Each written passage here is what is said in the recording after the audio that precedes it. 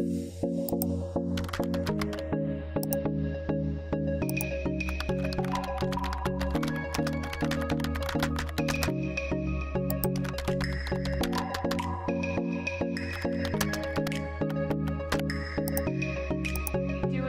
the kind of trend that's been going around. I don't know if it's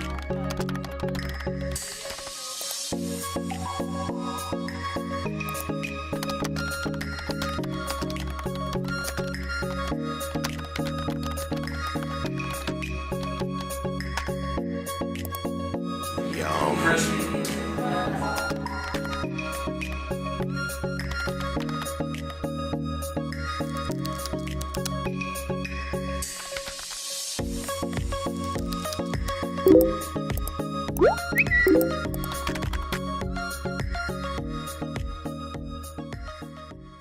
What's up, everybody? My name is Josiah Weece, and I have an opportunity to be one of the pastors here. I'm super excited to be here today. If you're new here, maybe this is your first time, or maybe you've been away from the church scene for a little bit of time, or maybe if we're being honest, like church has probably left a bad taste in your mouth. Like if that's you this morning, I just want you to know we're glad you're here. I'm glad you're here today, and I would love to get to meet you after this. But welcome to Trace. Like this is a place where you guys, most of you know this, you can stop pretending, right? Like this is a place where you can stop pretending you have your life all together, because none of us do, or you can stop pretending that you don't have questions about God or about church or about faith. This is a place where your questions, your stories, and yes, even you can belong, even before you believe. And guys, that's why we do series like this one called Asking for a Friend. Because we know you have questions. We know you have doubts. We know you have things that you wonder about. And you might ask me, how do you know that? And the truth is because, so do we, right? And like we've had a ton of fun with this series. I've had a lot of fun listening to this series. And if you've missed any of the messages, I would encourage you guys, go online, subscribe to our YouTube channel to catch up on those. And I would hope that those would be incredibly encouraging for you. But the truth is we all have questions, right? We all have questions and I'm just going to tell you some of my favorite questions I found this week, but do bald people get dandruff? Not asking for me, I'm asking for a friend. Or whose cruel idea was it to put the letter S in the word lisp? Like it seems a little counterintuitive. And guys, this is my favorite one, but seriously, please don't judge me for this. Do they sterilize lethal injection needles? Like, are they worried about infection? I'm sorry. Okay, I had to. But the truth is, we all have questions, don't we? Like, why does the sun darken your skin and lighten your hair? Why do we park in the driveway? Why do we drive on the parkway? Does a one-legged duck swim in a circle? And this is one I've been wondering about all week. Why in the world did I have a foot of snow outside of my door in the middle of May? Like, that's stupid, okay? I'm from Texas. That doesn't happen, okay? That's messed up. It's supposed to be summer. But the truth is, we all have questions. We do. And sometimes they're not so silly. Sometimes they don't make you smile. Sometimes they don't make you laugh, because oftentimes life's biggest questions inspire humanity's greatest concerns, right? And most of the time, if we're being honest, most of our questions are birthed or born out of our circumstances. And this is especially true when it comes to our topic today, which is a super fun topic that Aaron gave me, and it's pain and suffering, okay? The questions when it comes to pain and suffering, because like maybe we experience a death in the family, or maybe we experience a diagnosis of a loved one, or maybe we experience depression, and it's real, and it's excruciating, and it's painful, and we start to ask questions. Like little kids trying to figure out the world, we go to God and we ask this very famous question of why? Like maybe you've heard it this way, or maybe you've asked it this way, but why do bad things happen to good people? Or why is there pain and suffering at all? Like if God is good, why would he allow some of the things that have happened to us to happen? And we ask this question of why.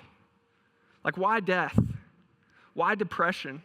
Why divorce? Why addiction? Why pain? Why disability? Why infertility? Why suffering? Why loneliness? Why sickness? Why God? Why? And oftentimes that's the answer we get. Silence. And very quickly in our minds, God's silence can quickly become God's absence. And we assume that because either he's not answering or he doesn't care, that he's not there.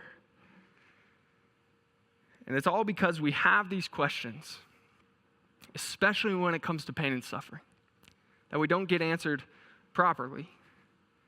And so that being the case this morning, all I want to do is I want to help us come to a better understanding of a theology or how God works when it comes to pain and suffering. Like, before I say anything else, I need you to hear me. Like, it would be arrogant of me, okay, and probably pretty ignorant of me to stand up here at 23 years old and tell you guys that I had it all figured out. Like, that would be not very smart. And so I'm not going to do that this morning, but all I want to do today is this. I just want to answer two very simple questions when it comes to pain and suffering. And those questions are this: where does it come from? And how do we respond to it? So where does it come from? How do we respond to it? That's all I want to do today, okay? So let's start with that first one, okay? Where does pain and suffering come from? As I've studied this, as I've looked, I believe it really mainly comes from three specific places, okay? I hope this is pretty easy to remember, but those places are ourselves, others, and the enemy. Ourselves, others, and the enemy, okay? So let's start with that first one.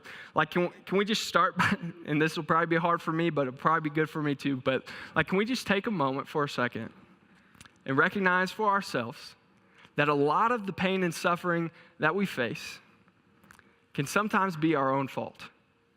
Like, if we're really being honest. Like, sometimes I wonder why God gave us free will in the first place, why he gave us the ability to choose, because he did. He gave us the ability to like make decisions based on kind of what we think is best.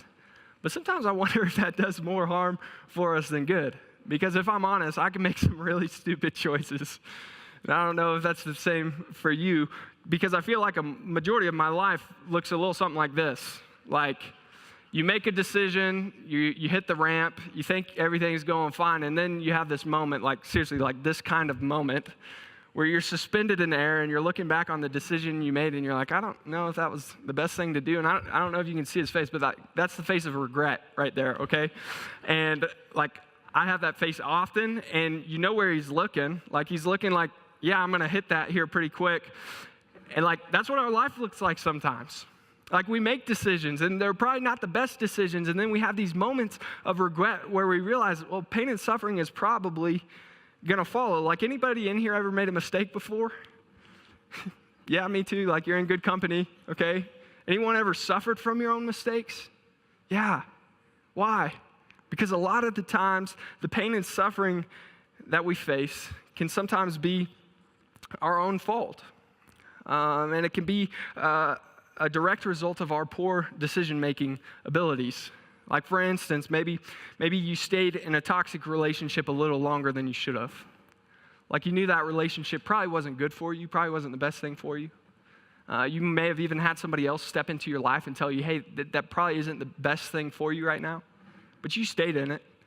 And that other person, they hurt you. Or maybe they took advantage of you. Or maybe they said some things to you that to this day still surface massive insecurities in your life. But if you're being honest, a lot of that is your own doing.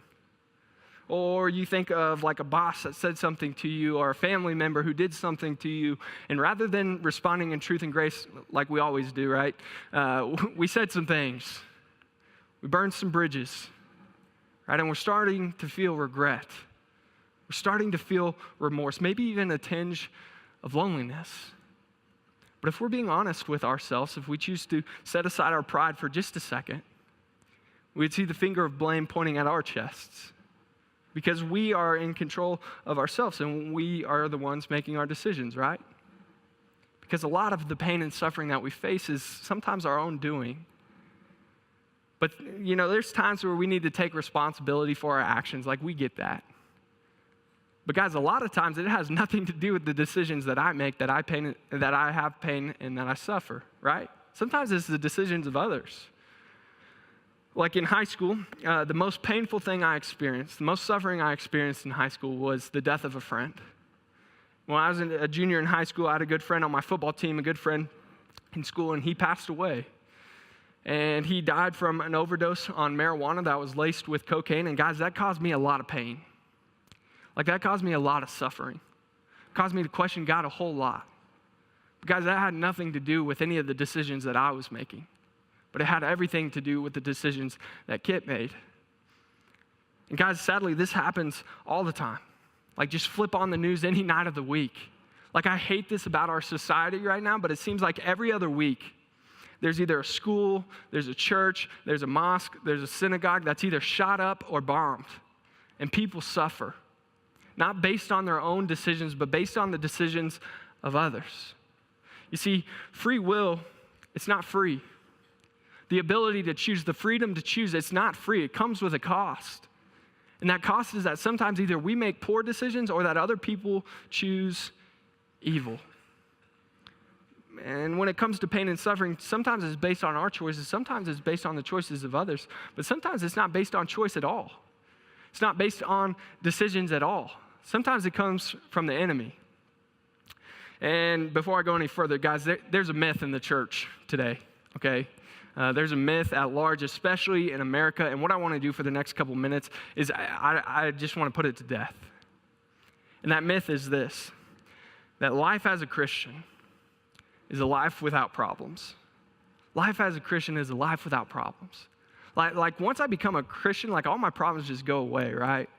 Or once I become a Christian, once I start following Jesus, like my marriage is perfect. Like we never fight, everything goes according to plan. Like I never have too much trouble trying to figure out where we're gonna eat. Like everything's fine. Like once I become a Christian, my kids, they'll obey everything I say. And they'll do everything I say. They'll never struggle, they'll never sin once I become a Christian, right? Or once I become a Christian, I'll meet that perfect boy or I'll meet that perfect girl and we'll fall in love and everything will be just great. Because once I become a Christian, my finances, my family, my friendships, my faith, I'll never have a problem again. Everything will be perfect. Because once I become a Christian, all my problems, they go away, right? Do I have any Christians in the room? Any Jesus followers? Has this been anybody's circumstance? Has this been anybody's experience? No, that's not what happens. There's not this moment where you step out of this hot tub baptistry we got out of over here and everything's just zapped into perfection. That doesn't happen. Why? Because this is a myth. This doesn't exist. Jesus, he actually says the opposite. He doesn't excuse pain and suffering. He actually promises it to Christians. He says this in John 15:20, if they persecuted me, they're going to persecute you also. If they obeyed my teaching, they will obey yours also. You see, with following Jesus, there comes persecution. Pain and suffering, they don't play favorites. They don't. The rain falls on both Christians and non-Christians alike. And if I'm being honest with you guys, here's a little secret, maybe a little bit more on Christians. Simply because we have an enemy. And his name is Satan, and he's not all powerful, but he does have power. Peter would say this about him in 1 Peter 5:8, be alert and of sober mind. Your enemy, the devil, he prowls around like a roaring lion looking for someone to devour. Jesus says that his goal is to steal, to kill, and destroy, that he's the father of lies. And guys, that's what he does. And he knows that he's lost the war. He knows because of what Jesus has done on the cross that he's lost the war, but he's going to try and drag down as many of us as he can until Jesus returns. And so, he'll try to manipulate you. He'll feed your insecurities. He'll give you a false identity. He'll tell you that you don't belong. He'll encourage your apathy. He'll distract you from your purpose. And listen to me. When that happens, pain and suffering generally follow. You see, when it comes to pain and suffering, where does it come from? It comes from ourselves. It comes from others. And it comes from the enemy. And guys, I could spend a whole lot more time talking about the intellectual side of things and where this came from and how it works and blah, blah, blah. But to be honest, like Aaron said a couple weeks ago, information is not the destination. And just to be blunt with you, I think this next question is a little bit more important. And it's this one right here. What is our response to it? When it comes to pain and suffering, what is our response to it? And I think there's probably two different audiences this morning that I probably need to talk to. There are those of us that have someone we love, maybe someone we care about, and right now they're going through some pain and they're suffering right now. Or maybe some of us, like we're the ones going through pain and suffering. And so how do we respond when our loved ones go through pain and suffering? How do we respond when we are going through pain and suffering? And so I want to start with that first group. How can we respond when those we love are in pain and suffering? And guys, to answer this for you this morning, I'd like to be a little transparent with you. I'd like to tell you a little bit about what's going on in my life right now. Because the truth is, I've been wrestling with this question a lot for the past several weeks. About a month and a half ago, my father, I got a call from him, and he told me that he has been diagnosed with a rare form of lymphoma, of cancer. And guys, I'd love to stand on this stage today, and I'd love to tell you that I had the perfect response. You know, that I was composed, that I didn't shed a single tear, that I didn't get angry, that I didn't question God, that I didn't yell at God, that I didn't pray my heart out to God every single night since. But guys, that'd be a lie. Because the truth is, I've done all those things. And God has received like the brunt of my emotions recently. And I've asked him more questions than I've received answers. Guys, silence has become a constant companion of mine. And I've asked God the big questions. You know, the faith-breaking questions, the faith-shaping questions, the questions that start with why, you know? Like, God, why my dad? Or, God, why cancer? God, you know his dad died of cancer. Why would he get cancer? God, what do you want me to do? Questions like, God, are you actually there? Like, God, do you really care? Are you listening to me? Questions like, God, how do you expect me to respond? Like, God, how do you expect me to be a good son to parents that live 713 miles away? Yes, I've counted every one of them. Or God, how do you expect me to be a good brother to three guys that have extremely busy schedules and live in 3 different states? Questions like, God, is my dad going to die? If he does, what would I do with my mom? God, what do you want me to do? God, what should I do? God, how do you want me to respond? Guys, I've struggled with this question recently. To be honest, I don't have an answer. But maybe just an attempt at one. Like, what do you do when the ones you love have something in their lives that's too big for them to handle? I'll say this. Go find more hands. Go find more hands. Galatians 6:2 puts it this way. Carry each other's burdens. And in this way, you will fulfill the law of Christ. Carry each other's burdens. Guys, in times of tragedy, some of the best resources anyone has to offer are a listening ear and a voice for prayer.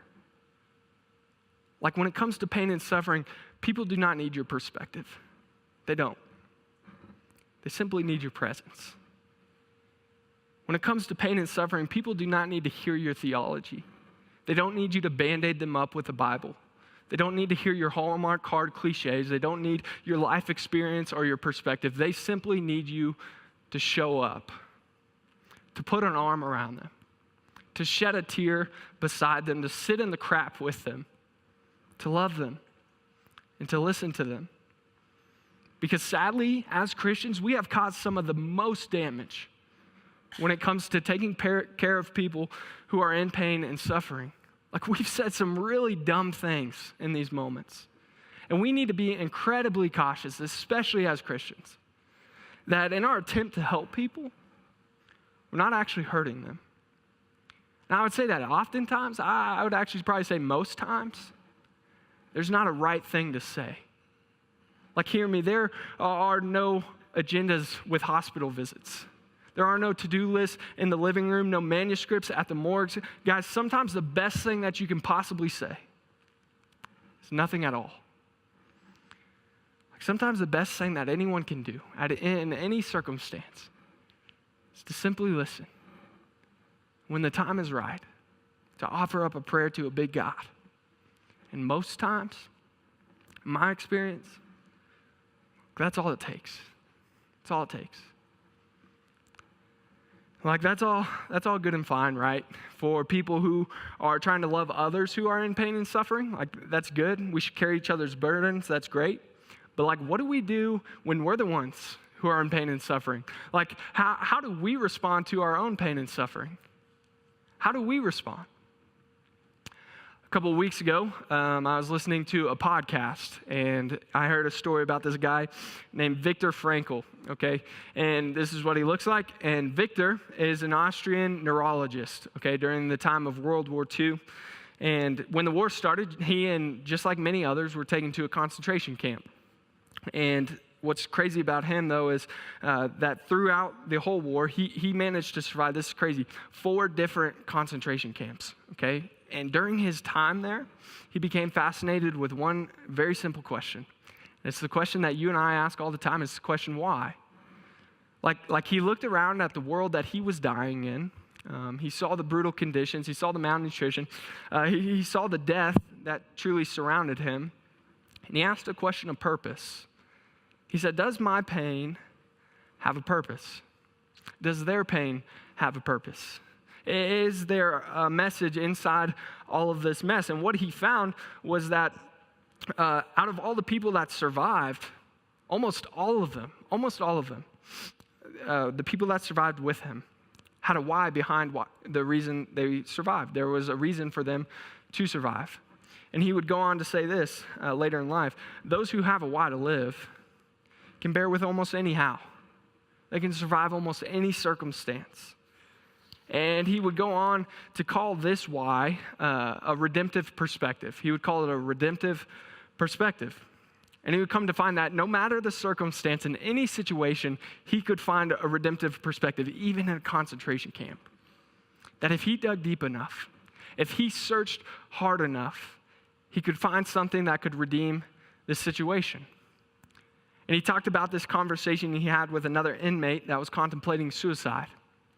And he went to him and he said, look, I need you to try and find a redemptive perspective. I need you to try and find a why behind your pain, a purpose for your pain.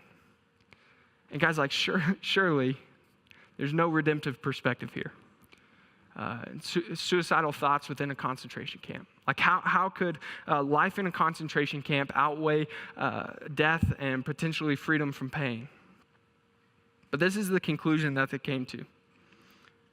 That if he decided to die by suicide, that the shame would be on him, and no one would hear that story. But if he chose to work really hard, to fight for life, to even hope, even if he died in the process, that it would just show how sick and ruthless and twisted the Nazis were. Guys, even amidst suicide in a concentration camp, they could find a redemptive perspective. And Viktor would go on to say, life is never made unbearable by circumstances. Some of us might disagree with that. Life is never made unbearable by circumstances, but only by a lack of meaning and purpose. See, Viktor would call this a redemptive perspective. I would simply call it hope. Hope. Because when it comes to pain and suffering, I'm not concerned with your ability to cope, to get past your pain, to ignore it. I'm concerned with your ability to hope. Because anybody can learn to cope, right? Anybody can learn to ignore their pain, to look for other distractions, to kind of numb them to their pain, to push past their problems for other distractions. But when it comes to pain and suffering, guys, your most precious commodity is hope. It's hope. And so I'll ask you, what is your redemptive perspective? What is your redemptive perspective? Very soon after my dad got cancer, I listened to him pray this prayer. He said, Lord, I have cancer. I'm not going to ignore it. But if there's people that need to know you, that I'm going to get to meet, God, give me the courage to make the introduction. But God, if you need to use this to get my attention, Lord, help me to listen. Guys, your pain can have a purpose. But what is your redemptive perspective? Wrestle with this question. And if you can't see clearly, find someone who can. This is not the grass is greener on the other side. Okay, this is the potential and the possibility that the grass could be greener here, where you're standing. You see, our response to pain and suffering, it's not to cope and move on with our lives. It's to hope that someday things could be made better. So I'll ask you one last time. What is your redemptive perspective? Before I go any further, I want to take a brief moment, okay? And I want to recognize that there's some of you in this room that we're not talking about hypotheticals, okay? We're not talking about scenarios. We're talking about your life. Like, you've experienced some pain. You've suffered way further than words can mend. And talking about like hope and talking about this like so-called redemptive perspective kind of feels like a slap in the face, if we're being honest. And if that's you this morning, I need you to hear me. I love you. We love you. And this is the kind of church that wants to fight with you.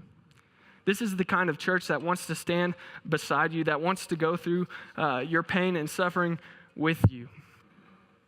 And if you haven't heard anything else I've said this morning, I need you to hear this. I need you to hear this. You're not alone. You're not alone. And I know it may feel like it. And I know it may seem that way in this moment, but you're not alone. Look around this room. You got a whole room of people that are looking forward to bearing your burdens with you, to carrying your burdens with you. You're not alone. And guys, listen, I can't promise that your pain is going to go away. I don't have that kind of power. I can't promise that your pain is going to go away. But I can promise that you won't have to go through it alone. And I can promise that. And I know it may feel like your prayers are bouncing off the ceiling, that they're not getting to God, or God's either not there or he doesn't care. And that can make a really hard situation even worse. So that being the case, I just want to tell you a couple things that I know to be true about God, especially when it comes to pain and suffering. First and foremost, I need you to know this. God does not work on the front end of pain. He doesn't. But you better believe he works on the back end of it. To say that God worked on the front end of tragedy or your pain and suffering, a lot of times would be to say that God caused people to sin in order to get your attention. And I don't believe that God does that. And like, we love to go to people trying to comfort people with verses like Romans 8:28 that says, God works for the good of those who love him. Or we say things like, everything happens for a reason. Like, can we just stop saying that to people? Please? Because when we do that, we're putting God on the front end of pain. We're turning him into some glory-mongering monster. And when we do that, we give people a false view of who God is. And that phrase has done way more harm than good. Both of those have. And the truth is that when we put God on the front end of tragedy, we're making him out to be someone he's not. Guys, God does not need to do evil in order to display his grace. We cause enough evil for God to work with, don't we? You see, God is in the business of transformation. But you got to understand, he's the best at what he does. He's the best. He can take the worst part of your life, the thing that you wish never happened, and he can transform that into something that, yeah, sure, you're cautious about, but you're extremely grateful for. Like, I've seen this happen in my life and countless others' lives as well, where we experience something. Maybe it's a death, maybe it's an addiction, maybe it's sickness. I don't know what it is, but it's this huge thing in our lives that is way too big for us to handle, and we suffer. But then there's this moment, and I've experienced this, where you get past it. Maybe it's a day later, maybe it's a year later, maybe it's 10 years later. And you get to look back on this journey that you've gone through, and you see growth. You look at this thing, and if you were to take this awful circumstance, this awful tragedy out of your life, like, you'd be a completely different person, right? And it's this kind of pain, this kind of suffering that we can point to, and we can say, I would not choose it again, but neither would I change it. Listen, your greatest potential for growth could come from your greatest degree of pain. And guys, I believe that. Because we serve a God that turns pain into potential, that turns your suffering into other people's saving, that turns the very wounds that Satan caused in your life into the very weapons used to defeat him. So that you can hear from God one day, just like Paul in 2 Corinthians 12, 9 through 10, who says this, "But he said to me, my grace is sufficient for you. My power is made perfect in your weakness. Therefore, I will boast all the more gladly about my weaknesses so that Christ's power may rest on me. And that is why, for Christ's sake, I delight in weaknesses and insults and hardships and persecutions and difficulties. For when I'm weak, then I'm strong." Did you hear it? Guys, our weakness is God's opportunity. Our weakness is God's opportunity, and God does not work on the front end of pain, but you better believe He works on the back end of it. Like, do you want to know if God cares? You want to know if God cares? Like, look at the cross. Just look at the cross. Where He would step down from comfort, from safety, from riches, from everything, the safety of heaven, to this broken, jacked up, messed up world that we call planet Earth. And like, He experienced what you experience. Hebrews said that He was tempted in every way that you are. He can relate to your pain. He can relate to your suffering. And one day He would go to a cross, and He would be beaten, and He'd be bloodied, and He'd be bruised, and He would experience pain and suffering on a level that we never will. Not for His sake, but for yours and for mine. And He would take on your sin. He would take on your shame, your pain. Why? Why would He do that? Because He looked around at this world and He saw what you see. He saw brokenness. Like, He saw the pain. He saw the suffering. He saw the miscarriages. He saw the suicidal thoughts, the burned bridges, the cancer victims, the addictions, the starvation, the orphans, the poverty. Guys, He saw it all. And He climbed up on a cross and He died so that someday all of that would go away. If you want to know my hope this morning, if you want to know my redemptive perspective, guys, it's that. Because the truth is, that's the kind of hope that will overshadow my circumstance every time. Every time. Paul puts it this way in Romans 8. If we're in this hope, in Jesus, we were saved. But hope that is seen is no hope at all. Who hopes for what they already have? But if we hope for what we do not yet have, we wait for it patiently. Guys, I'm waiting for the day where we get to experience that. And I hope you are as well. You see, our response to pain and suffering, it's not to cope, it's to hope. And I'll leave you with this. God is the only one that can bring purpose to your pain. God is the only one with power to sustain you in your suffering. So I'll leave you with this question. Even though God may not change it, are you choosing to invite Him into it? Even though God may not change it, are you choosing to invite Him into it? Guys, if that's something you want to talk about, I'm going to be right over there, and I'd love to have that conversation with you. Let's pray. Dear Heavenly Father, God, I'm grateful for today. God, I'm grateful that You're a God that listens and a God that does work for our good. God, I pray for the people who are out in the audience today, God, that they're suffering. And God, sometimes we just need some more hope.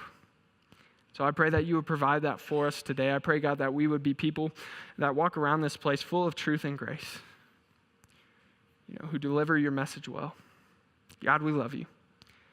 It's in Your name we pray. Amen.